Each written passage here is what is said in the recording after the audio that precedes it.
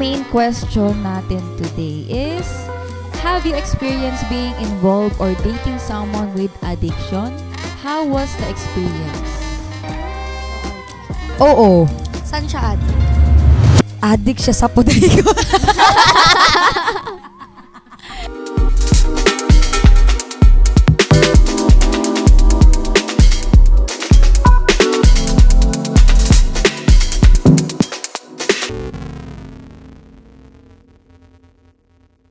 This is Pillow Talk!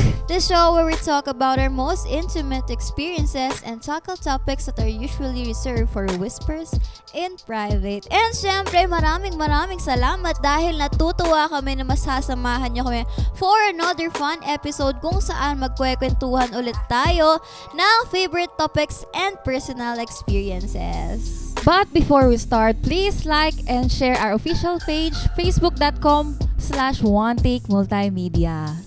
And ayan, meron din po kaming Instagram. Follow nyo po ang One Take Multimedia. And thank you everyone for joining us and making Pillow Talk your habit. Meron na naman kaming super interesting topic today. So matutuwa kami guys na sinasamahan nyo pa din kami dito. Pero bago ang lahat, round robin muna tayo, girls. Diba? Parang hindi na masyadong serious tayo sa topic natin, diba? Yes. So ayun na nga guys, huwag na natin patagalin ang ating mga nagbabagang katanungan dyan at simulan na natin yan. Have you or will you ever video yourself having sex?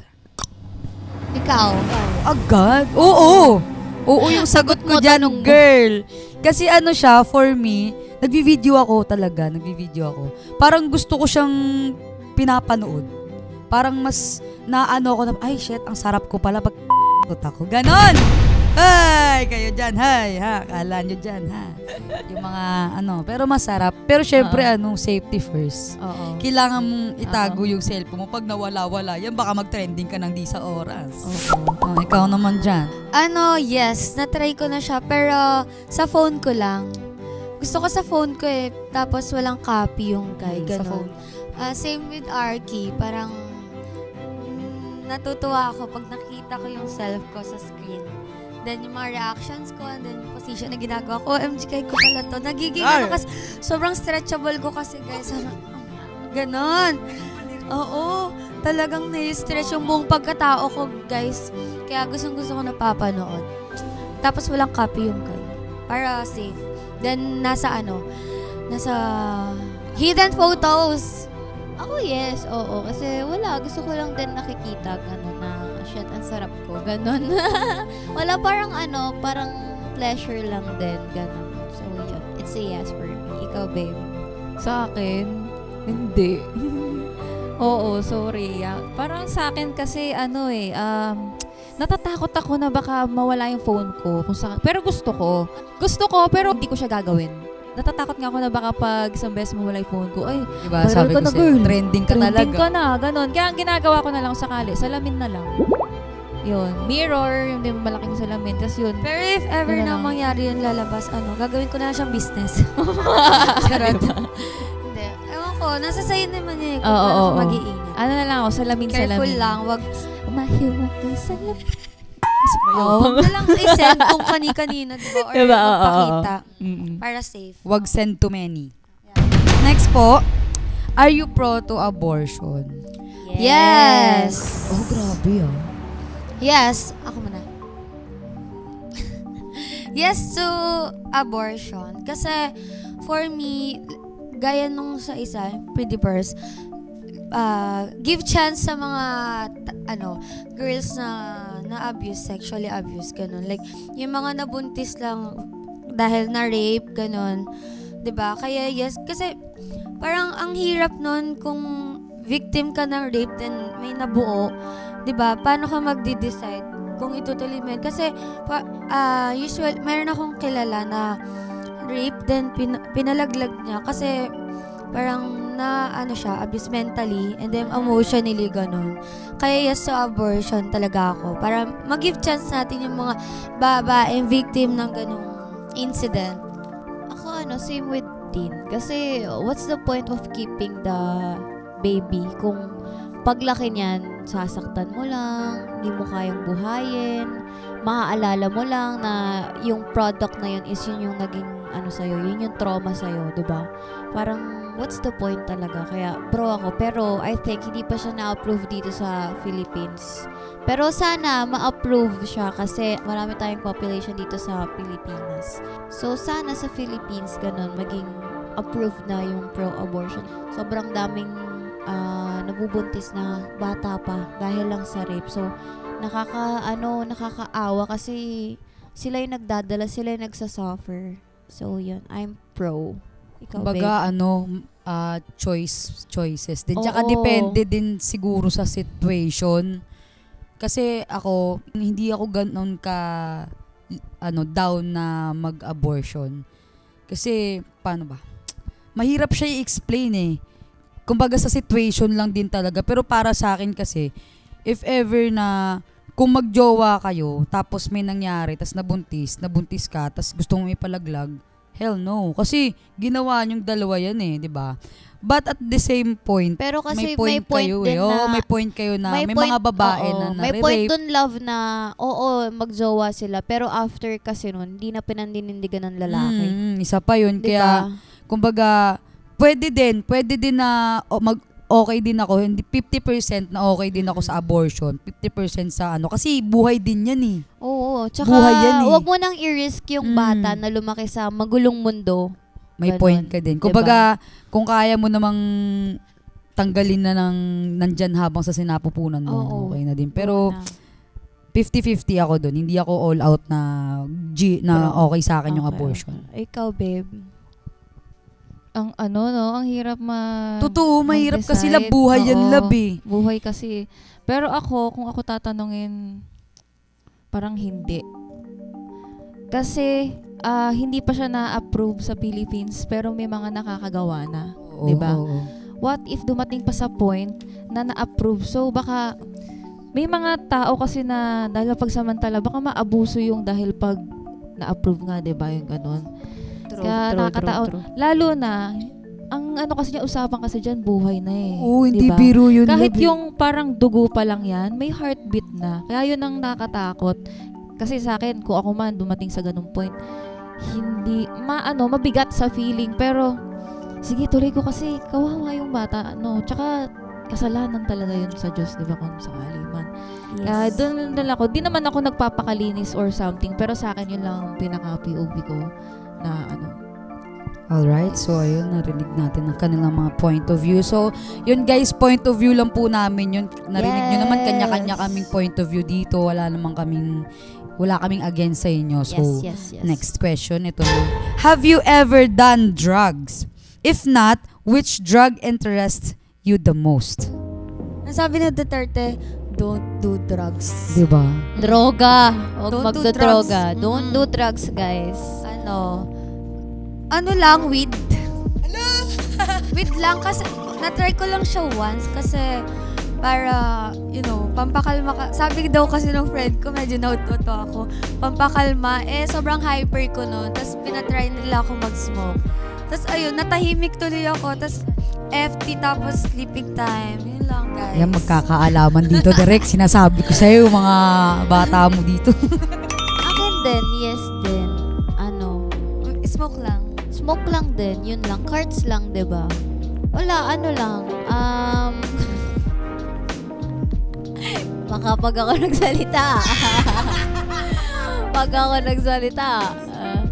Ayun, smoke lang din. Kasi syempre, out of curiosity lang din. Kasi nakikita ko yung mga mata nila nakaganon. Sabi ko, ba't kaya ganon? Tapos, ang happy-happy lang nila, ganon. Vibes lang. Tapos, parang minsan na-apply na nga nila kahit di sila nakasmoke. Para silang nakasmoke sa sobrang high nila, ganun. Parang may mga Japanese, kilalang na ganun eh. Oo, naka-blue ata siya.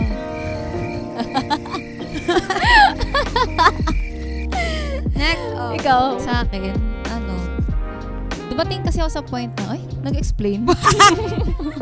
We don't need your explanation dito. Diba, eto kasi, yung ni Yusef, diba may time na parang pag may sipong ka, dapat isang inom lang. ng Ibang gamot. droga nga yun. Oo. Iba pala dinodroga Ang niya. ginagawa ko, imbes na para mag-antay ka ng 4 hours, minsan 30 minutes pa lang or 1 hour. Oo, sa kagustuhan kong yung matanggal agad yung sipon ko, 1, 2 ang sunod. Parang ino-overdose ko yung sarili ko. Pero Nangyari sa'yo after? ano lang, feeling parang mo? wala, normal. Normal. Oo, pero effective siya. Wala yung sipon Oo, mo agad, yung parang natutuyo agad yung sipon mo.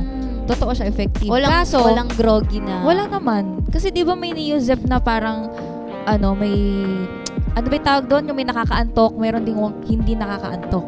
So, ano yung tinik? Di ba? Siyempre yung hindi nakakaantok. Ah. Oo. Di ko lang maano kung ano yung tawag doon. Basta yun yung tinatig ko. Yung tinatig. Kahit pag nagkakalagnat ako, ganun din ginagawa ko. Pero ano kasi, may iniinom akong gamot na galing sa sa ibang bansa. Tas actually, 2 capsules talaga iniinom ko. Kasi yun yung prescription 2 dat yung inumin mo. So parang, kaya siguro di tayo OD. Oo. Kasi kailangan 2 na talaga, no? Oo. Meron na din pala akong na-take na drugs pa, yung sleeping pills. Oo. Actually, drugs din Ayan, yun. yun, Diba? drugs din Oo, yun. drugs din yun. Pag Or yung dinire-diretso form of mo. drugs, Oo. actually. Parang Diba? for anxiety kasi siya. Tama, oo. Tapos ginawa ko siyang pampatulog. Oo. For anxiety talaga siya. Oo. Oo, para maging dependent ka sa... Ginawa ko siyang pampatulog. Malakas na maka-groovy Pangit yun, di ba? pala kasi Malakas makakabobo siya. makagrogi. Groovy. Parang Ako- after 30 minutes lang. Parang, tulog ka na. parang ano ka din, pare. Ikaw, Arky, ikaw, nakapag-droga ka Oo na ba? Nagdodroga ako. Hindi. My God, huwag na tayong magplastikan dito. Nagdodroga ako. Ano? Mushroom. Mushroom. Shrooms.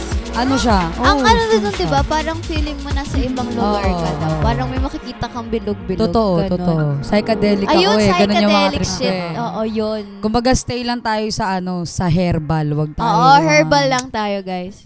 Shrooms tayo. Yes. So next question. Would you ever have a child out of wedlock? Yes.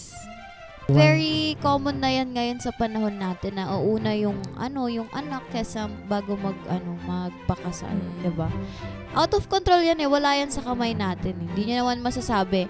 Kahit sabihin mo ayoko magkaanak, gusto ko ng kasal muna. Hindi mo yan masasabi kapag may dumating na sa'yo, 'di ba? Hindi mo yan makokontrol. Kung binigay sa'yo ni God, bibigay sa'yo ni God yan. Pero hindi rin naman kami against sa mga nagsasabi na gusto muna nila ng kasal bago anak. Yes, we support you sa lahat. Yes. Yes. Ikaw? Ako, no. Kasi yung from my experience, parang nawawala yung family planning. Then, parang nagkakaroon lalo ng chance yung lalaki ng mag-anak sa iba't ibang babae. 'Di ba? Parang nawawala ng control. Then, ang nagiging doon, ang magsasuffer doon is yung mga bata. So, me personally, hindi talaga. Oo, wala na yun eh. Kumbaga hindi, kagaya nga ng sabi mo, hindi mo na mapipigil yun, love. Kumbaga nangyari na nangyari. Kung aabutin ka talaga. Ikaw, Sab. babe. Sa akin, agree ako doon na sa inyo na okay ako doon kasi nga sobrang common na niya hindi na nangyayari na siya sa kahit Hindi mo sino. talaga Pero mapipigilan. accident. Pero syempre ako kung sakaling dumating ako sa point na ganun, i-sure ko na parang yung guy na yun is after this papakasalan ako. Kasi kung Oo. hindi, Para pero, saan pa? May point ka. Para saan pa? Okay, last question. If you were a guy, would you be top or bottom? Sa sex. Gusto ko ako yung top. Pag lalaki ka. Pag lalaki ako. Kasi, kakaldagin talaga kita. Oh my God! Oo, lupay-pay talaga. Napansin ko lang, teka lang, masingit ko lang. Napansin ko lang pag bastos talaga yung usapan, Oo. nabubuhay talaga yung mga dugo natin eh. Parang ikaw lang. Oo. Parang ikaw lang buhay. Ikaw lang yung buhay. Dadaigin ko yung mga parang zebra na. Ay, yung kuneho! Grabe. Kuneho Oo. talaga. Talagang lupay-payin kita, girl. Ako top 10, ganun. Kasi gusto ko nakikita ko yung partner ko. Tapos yun nga, gusto ko dominant ako. So, gusto ko pag naging gaya ko, top ako. Ikaw, Celine. Top din, kakawawain kita. Rar. Balak palang patayin mo. Hindi, joke lang. Top din syempre, di ba? Ang mga lalaki gusto nila, sila yung may power, sila yung, di ba? Syempre ako din, pag naging lalaki ako, sisiguraduhin kong babalikan ako. True. Ulit-ulitin. Yes. Tikman. Charot. Ako dog style ako talaga. Talagang, Gago. hindi. Gago wala pala sa Wala pala sa Wala sa Nadala sa bastos talaga. Kantutan Sorry, kasi. kantot talaga yung nasa utak ko. Sorry po. Top, bottom lang pala, no? Paano yun? Gusto ko dog style. Ano yun? Pipingerin ka ng sa puwet. Top yun! Kaya nga, yung bulaw sa napis. Sino ba nagsulat na ito direct? Lagyan ng dog style to next time, ha? Siguro, hindi pa. Top na kayo lahat, eh. Pero kasi yun yung mabisa, yung nasa taas ka, para iyak-iyak ka talaga sa akin, girl. Pang. Yun na yun. Alright. Tapos na ang round robin namin, pero gusto namin sumali kayo at maglagay ng comments sa aming Facebook page. One Take Multimedia. Alright, so ngayon punta tayo sa ating main topic. For today, pag-uusapan natin ang cosmetic addiction. And particularly, if you would ever be involved or date someone with an addiction. Maraming forms of addiction actually. Addict sa alcohol, addict sa gambling, addict sa sex, diba? Sa drugs. Yes. Pero ang main question natin today is, have you experienced being involved or dating someone with addiction? How was the experience? Oo. Saan siya addict? Addict siya sa puday ko. Tangina mo, gago. Oo, love. May Saan nakadate ako, Addict siya sa sa puke. Legit, addict siya sa Parang kilala ko yan. Sa puke ko. Siguro sa sobrang addict niya sa akin, sa isang araw may mga naka 7 or 8, ganun. Yung tipong wala nang nilalabas. Hay! Addict sa sex. Oo, addict siya sa sex. Addict din ako sa sex. Boom, perfect combo. Ano experience? How was the experience? Yung experience. Kasi nga, depende din siguro sa tao, love. Kasi ako, aminado ako na addict din ako talaga sa sex. Talagang cancer, di ba? Addict sa sex talaga yung mga cancer. All goods lang. Talagang fight lang din. Laban lang. Addict sa sex saka sa droga.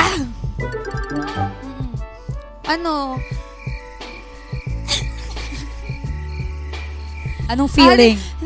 Sa drugs, parang hindi ko nagustuhan kasi sinisitik. Hindi ko siya matagal na nakasama. Pero, parang ilang weeks lang, ganun. Tapos, date kami ng konti. Nung una, okay lang. Pangalawa, parang iba yung mood niya. Iba na yung mood niya. Ganun pala, no? Pag naka-drugs, ganun pala yun. Iba yung...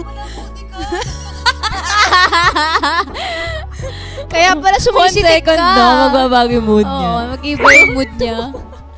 So, yes, guys, na-experience ko na yung addict siya sa sex at the same time sa drugs. Tapos, hindi maganda nag-experience ko kasi lagi siyang galit. Ayun, parang, hindi ko alam kung anong tinitira niya. Ganun pala yun. Tapos sa sex, hindi ko din na-enjoy kasi hindi siya magaling. Very bad experience. Kaya... Kawawa na. Ikaw, babe. Ako, Ikaw, ano experience mo? Addict sa sex din, tsaka sa drugs, ganun. Yon, addict din siya sa drugs. Tapos tawag dito, parang sa isang araw, parang yung isang buong araw niya naka-drugs lang siya, ganun. Tapos parang hirap, 'di ba? Oo, ang hirap niyang i-handle kasi mamaya pag sinitik yan, tawag dito, parang maya-maya mag-iiba yung mood, ganun. Moody. Tingnan mo ikaw, 'di ba? Seryoso ka kanina. Oo, 'di ba? Moody. Moody sila, ganun. Tapos yun nga, addict sa sex. Ayun, addict rin ako sa sex ganun. Tapos parang, pag makikita ako siya, gusto ko siyang patungan, ganun. Kahit naglalakad lang siya. Marami naman yung Gagi pala pag nasa palengke kayo. Hindi na siya addict, manyak na. Hindi, basta gano'n. Basta magkaroon kami ng free time, maayahin ko siya mag-quickie. Puta ka, ano ka, aso?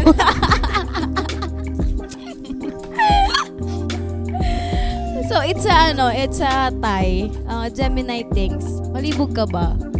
Kasi kakambal ko to guys eh. Ikaw Malibog ba? ka ba? Oo, ikaw. Oo, diba?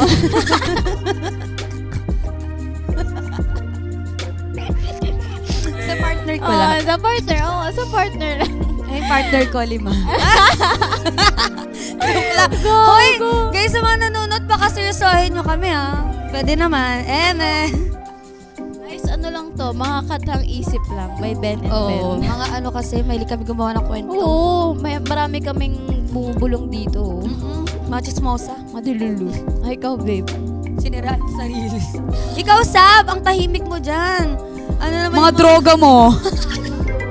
Sa akin, oo. Adik sa alak. Oh, lasinggero. Yung tipong lalo na pag yung tropa yung nag-aya, ay, adik talaga. Kunyari, abot ng start sila ng alas 5, pinaka-late na yung alas 7. Kinabukasan hanggang umaga. Naabot ng tanghali, kamo. Yung mga ganun. Tapos, after nun, parang ilang oras lang pahinga niya, 3 hours, ganun. Tapos, inom ulit. Inom ulit. Oo, adik. Tapos parang nap lang, power nap. Yun lang yung tulog niya. Kaya ngayon kapag yung ibang lalaki kasi, ibang lalaki po, pag naaya ng mga tropa nila, G agad. Ay, palong-palo. Oh, nauhaw, gusto alak. Ganon. Tapos meron pa yung sa motor. Adik sa motor ang po. Sana yun na lang ginawa niya. Oo, kulang na lang eh. Diba ko, Yun na lang yung may pakasalan kakabili niya, lang ng motor. Ang dami agad ng isip na parts ng motor. True. Yun, kaya minsan, parang din yan eh, no? Hindi siya parang sugal, no? Yung part na yun. Adik sa alak at sa motor. Sa motor. Eh di jawain mo na lang yung motor mo. Ulan na lang itabi sa kama. Pero Oo, sa mga ganun. sa sigarilyo, parang Ay, ayoko yan. nakakaubos Baho sila, sa'yo. Oo. sila ng 5 na, hindi 5 na kaha. Pero kasi may tawag dito, may past siya dun sa sigarilyo na yun. Like parang namatay daw kasi yung father niya. Tapos siya, Susunod na siya. hindi, inaya siya ng tropa niya para mag-yosi. So, ang explanation niya, parang pinapatay din niya yung sarili niya. Ganun. Kaya nag-a-addict siya sa sigarilyo. Did you feel it was your obligation to help them through the addiction? It depends on how much you love them. Eh! Yes, Diba? If you really care about the person, diba? If you really care about them, of course, parang mafe-feel mo on your own na kailangan mo silang i-help sa mga ganong klaseng addiction.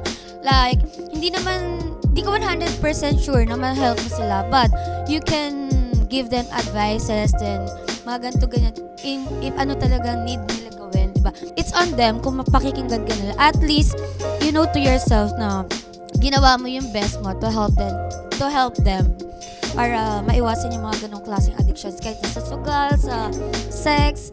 Yung sa sex, kayong dalawa na talaga mag-uusap doon. Then yung sa ibang klase ng pag-a-addict.